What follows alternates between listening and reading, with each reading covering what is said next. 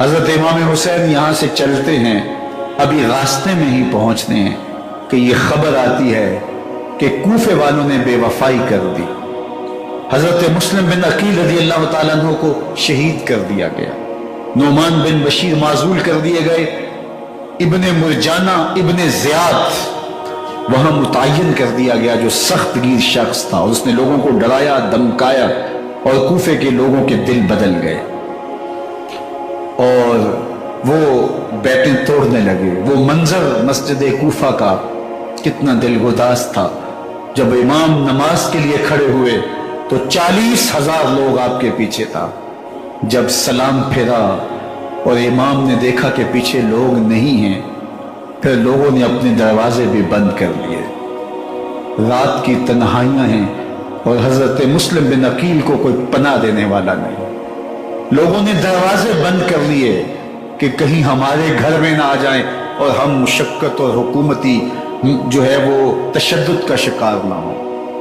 کتنا دردناک لمحہ ہے حضرت مسلم بن عقیل رضی اللہ تعالیٰ عنہ پہ، اور پھر حضرت مسلم بن عقیل بے دردی سے شہید کر دیے جاتے ہیں۔ آپ ابھی راستے میں ہیں، یہ ساری کہانی پہنچتی ہے کہ حضرت مسلم شہید کر دیے گئے اور بے دردی سے شہید کر دیے گئے۔ وہ جنہوں نے خط لکھے تھے کہ ہم آپ کے ساتھ ہیں اور ہم منتظر ہیں، چشم بڑا ہیں، آپ کے قدموں کی چاپ سننے کے لیے بےتاب ہیں، آج انہوں نے بیتیں توڑ دی، 40,000 کوفی منحرف ہو گئے۔ مسجد کوفہ کا وہ منظر کس قدر روح کو تڑپا دینے والا تھا۔ ہم پچھلے سال عصر اور مغرب کے درمیان جب کوفہ پہنچے تو سورج ڈوبنے کے قریب تھا۔ میں نے اپنی زندگی میں اتنا اداس موسم کہیں نہیں دیکھا جتنا اداس موسم کوفے میں دیکھا۔ ایسے لگتا تھا جس طرح کوفے کی آب و ہوا آج بھی شرمندہ ہے۔ جو مسلم بن عقیل اور خاندان نبوت کے ساتھ اہل کوفہ نے کیا، حضرت امام حسین رضی اللہ تعالیٰ عنہ کو ان کے بہی خواہوں نے، اعزاء نے، اقربا نے، دوستوں نے، آوان و انصار نے، ساتھیوں نے کہا کہ حضرت حالات یکسر تبدیل ہو گئے، اب ہمیں مراجعت کر جانی چاہیے، واپس پلٹ جانا چاہیے۔ تو حضرت امام حسین کافی سوچ بچار میں رہے، پھر اس کے بعد آپ نے فیصلہ کیا کہ ہم آگے بڑھیں گے۔ دوستوں نے کہا کہ حضرت اگر آپ آگے بڑھیں گے تو ہمیں لگتا ہے کہ وہ آپ کے ساتھ سلوک اچھا نہیں کریں گے اور آپ بچوں کے سامنے پیاس سے شہید کر دیے جائیں گے۔ تو حضرت امام حسین رضی اللہ تعالیٰ عنہ نے وہاں ایک خطبہ ارشاد فرمایا کہ لوگوں تم جو مجھے بتا رہے ہو مجھے اچھی طرح معلوم ہے، جو تم مجھے منظر پیش کر رہے ہو وہ میری نگاہوں میں ہے، اور جو کچھ ہونے والا ہے چشم تصور وہ منظر دیکھ رہی ہے۔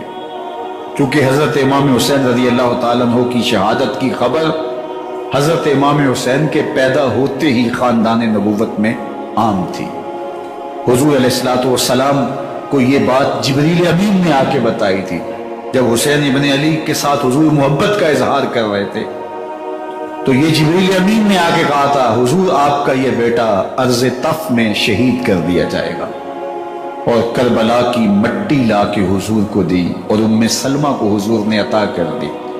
حضرت ام سلمہ کہتی ہیں کہ ایک دن میں سوئی تو خواب دیکھا کہ حضور کے مبارک بال بکھرے ہوئے ہیں اور سخت پریشان ہیں، تو میں نے کہا کہ حضور آپ کی یہ کیا حالت ہے؟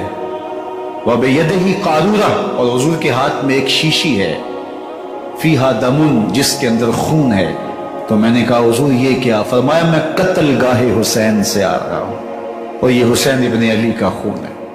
تو کہا 10 محرم کا دن تھا، دوپہر کا یہ منظر تھا، میں کیلولہ کر کے اٹھی، جب میں نے دیکھا تو وہ شیشی جس میں کربلا کی مٹی رکھی تھی وہ خون بن چکی تھی۔ تو یہ خبر پہلے دی گئی تھی، یہ بتا دیا گیا تھا۔ فرمایا میرے دوستو جو تم مجھے بتاتے ہو میں اس سے بے خبر نہیں ہوں، یہ سب کچھ ہونے والا ہے، لیکن اس کے باوجود میں کیوں جا رہا ہوں؟ تو آپ کا ایک تاریخ ساز جملہ ہے جو کربلا کے فلسفے کو ہمارے سامنے رکھتا ہے کہ یہ اتنا بڑا امتحان کیوں دیا۔ حضرت امام حسین رضی اللہ تعالیٰ عنہ نے فرمایا وَلَكُمْ فِي أُسْوَةٌ، میں اس لیے جا رہا ہوں قیامت تک ظلم، جبر اور ناانصافی کے خلاف کھڑے ہونے والوں کے لیے کوئی نمونہ تو ہو۔ میری زندگی قیامت تک ظلم، جبر اور استحصالی نظام کے خلاف کھڑے ہونے والوں کے لیے نمونہ ہے۔ تو حضرت امام حسین رضی اللہ تعالیٰ عنہ نے حق اور باطل کے درمیان ایک سرخ لکیر کھینچ دی اپنے خون سے۔ اب حق اور باطل کا امتیاز کرنا مشکل نہیں ہے، کوئی باطل پہ اڑا رہے تو الگ بات ہے، لیکن امتیاز کرنا مشکل نہیں ہے۔ حدود بالکل واضح کر دی۔ اقبال نے یہاں کتنی خوبصورتی کے ساتھ اس مضمون کو نبھایا۔ سرخ رو عشق غیور از خون او، شوخی ای مصرع از مضمون او، تا قیامت قطع استبداد کر، موج خون او چمن ایجاد کر۔ ایک جہاں آباد کر دیا، حق اور باطل کی راہیں اجال دی۔ اب لوگوں کو یزید کا چہرہ پہچاننے میں دیر نہیں لگتی۔ وقت کے ہر یزید کا چہرہ آسانی سے پہچانا جا سکتا ہے۔ یہ معرفت زمانے کو کروائی کس نے؟ حسین ابن علی نے کروائی رضی اللہ تعالی عنہ۔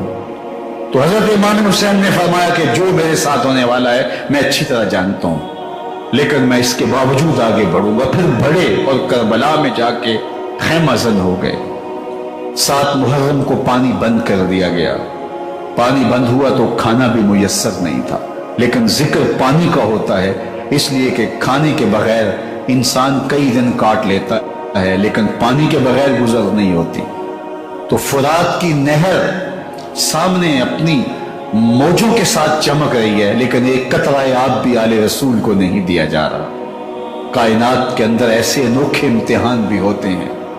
وارث ہوں ساقی کوثر کے، مالک ہوں حوض کوثر کے، اور بیٹے ہوں ساقی کوثر کے، اور آج ایک بوند پانی کی بھی میسر نہ ہو۔ صبر کا امتحان ہے، عزیمت کا امتحان ہے۔ حضرت امام حسین رضی اللہ تعالیٰ عنہ خیمہ زن ہو گئے۔ 3 دن تک پانی بند رہتا ہے۔ 9 محرم کو رات کی تنہائی میں حملہ آور ہونا چاہتے ہیں، لیکن آپ نے کہا کہ ہمیں اللہ کے حضور عبادت اور ذکر کے لیے وقت دیا جائے۔ ساری رات ذکر میں گزرتی ہے، عبادات میں گزرتی ہے۔ رات کے اندھیرے میں آپ چراغ بجھا دیتے ہیں۔ آیان و انصار کو کہتے ہیں، آوان و انصار کو کہتے ہیں کہ ان کی دشمنی میرے ساتھ ہے، انہیں میرا خون چاہیے۔ اگر تم رات کی تاریکی میں نکل جاؤ تو میں تم سے کوئی مواخذہ نہیں کروں گا، اور یہ بھی تمہارا پیچھا نہیں کریں گے، اس لیے کہ ان کا مطلوب تم نہیں ہو، ان کا مطلوب میں ہوں۔ جب چراغ جلایا تو کوئی بھی نہیں گیا۔ مسلم بن اوسجہ کھڑے ہو کے کہتے ہیں، حضرت اگر ہمارے بدن کو 70 بار کاٹا جائے اور جلایا جائے اور ہواؤں میں اڑا دیا جائے پھر بھی آپ کا ساتھ نہیں چھوڑیں گے۔ 70 سال کے بوڑھے ہیں حبیب بن مظاہر، کہتے ہیں حضرت آپ کو چھوڑ کے جائیں کہاں، آپ کو چھوڑ کے جائیں کہاں؟ کوئی ساتھ چھوڑنے کے لیے تیار نہیں ہے۔ پیاس ہے، سخت گرمی ہے، کربلا کا ماحول ہے، 72 افراد اور خاندان کی خواتین میدان کربلا میں خیمہ زن ہیں۔ دوسری طرف لشکر اعداء اشقیا 22,000 کی تعداد میں مقابلے میں، ایک روایت 30,000 کی ہے۔ ان صرف 72 پیاسے لوگوں کے لیے اتنے لوگوں کو جمع کرنے کا مقصد خوف زدہ کرنا تھا کہ یہ یزید کی بیعت کر لیں۔ شرط ہے کہ یہ یزید کی بیعت کر لیں، محاصرے توڑ دیں گے، پانی دستیاب ہوگا، اعزاز و اکرام سے نوازا جائے گا، خزانوں کے منہ کھول دیے جائیں گے۔ لیکن حسین ابن علی کہتے تھے سب کچھ لٹ جائے گا، باطل کے ہاتھ پہ ہاتھ نہیں رکھنا۔ اللہ اکبر۔ اب صبح طلوع ہوتی ہے، عاشور کا دن چڑھتا ہے، سورج اپنی پوری تمازت کے ساتھ گرمی برسا رہا ہے۔ آج خاندان نبوت کا امتحان زمانے نے دیکھنا ہے۔ رسول اللہ کا لعاب چوسنے والا اس کے صبر کا آج امتحان ہے۔ حضور کے کندھوں پہ کھیلنے والے حسین کا آج امتحان ہے۔ اللہ اکبر۔ تیر چلتا ہے، حسین ابن علی تمام حجت کرتے ہیں، میں نے تمہارا کچھ نہیں بگاڑا، میں نے کسی کا خون نہیں کیا، میں نے کوئی زیادتی نہیں کی، میں تمہارے نبی کا نواسا ہوں، رسول اللہ صلی اللہ علیہ وسلم کے کندھوں پہ کھیلتا رہا ہوں، حضور کا لعاب چوس